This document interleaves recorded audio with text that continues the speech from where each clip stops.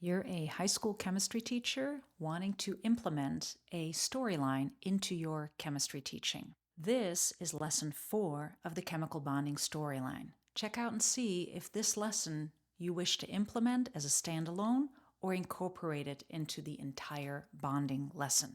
The chemical bonding storyline is officially titled, Why Do Some Things Get Colder or Hotter When They React? And it starts with combining both barium hydroxide and ammonium chloride together. And upon vigorous mixing, students are noticing that the temperature of the mixture drops precipitously. In that same first lesson, students are mixing pink lemonade powder with baking soda and some water, also noticing a temperature drop. Both reactions result in a gas release. Do all reactions result in a drop in temperature? That's where the second lesson comes in, when students dissolve potassium chloride in water.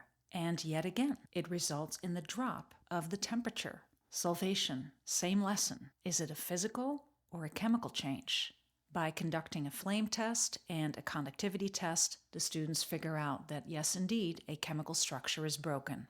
The third lesson involves the modeling of this solvation reaction.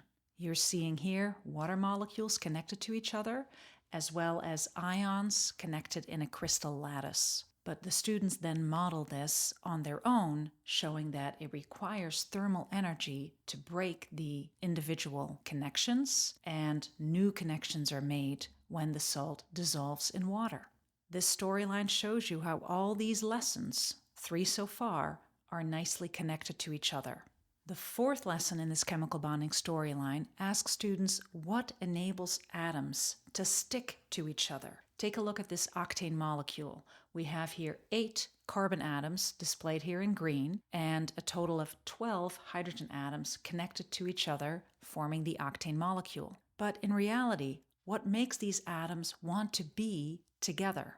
This fourth lesson starts with a brainstorming activity where students think about what models can they bring in, physical models that could mimic that connection between different atoms. How about Velcro? Rip it apart, put it back together. Duct tape, stick it together. Can you easily separate it again? Maybe paper clips. Hook them together, pull them back apart.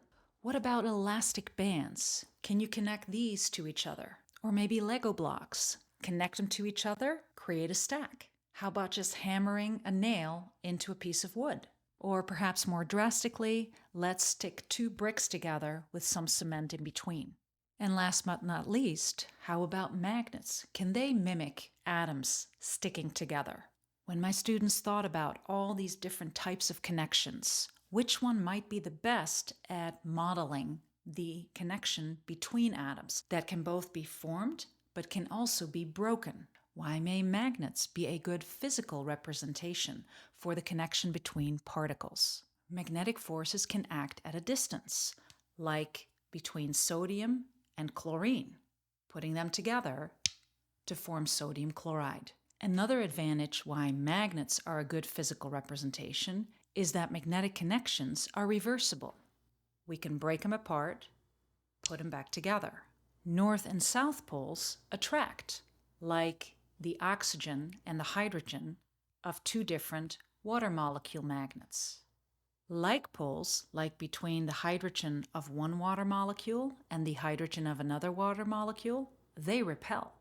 So the whole point of this fourth lesson is for students to figure out which physical attribute best mimics the connection between atoms that can both act at a distance and that is reversible, and that follow Coulomb's force where likes repel and opposites attract.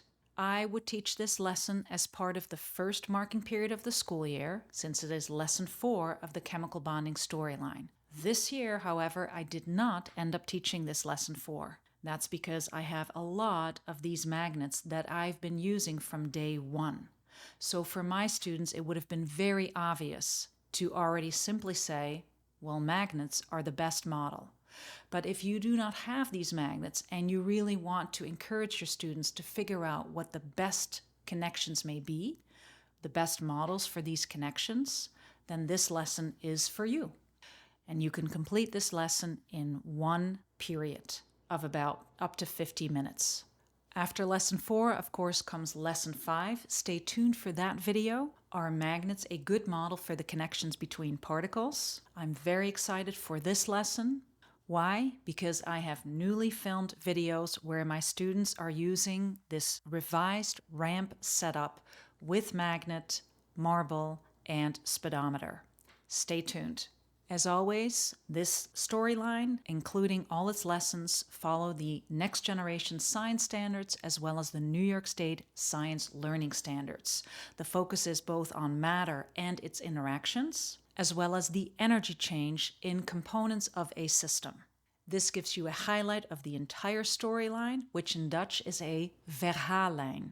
Storyline. Verhaallijn, as if a red thread connects all the different lessons. De rode draad, a red thread. If you're interested in any of my lessons, check the description below, and they can be yours to keep in exchange for your email. It'll take you to a Google document where all the lessons are hyperlinked. Thank you very much for watching. Bedankt voor het kijken. Tot ziens, and see you in the next video.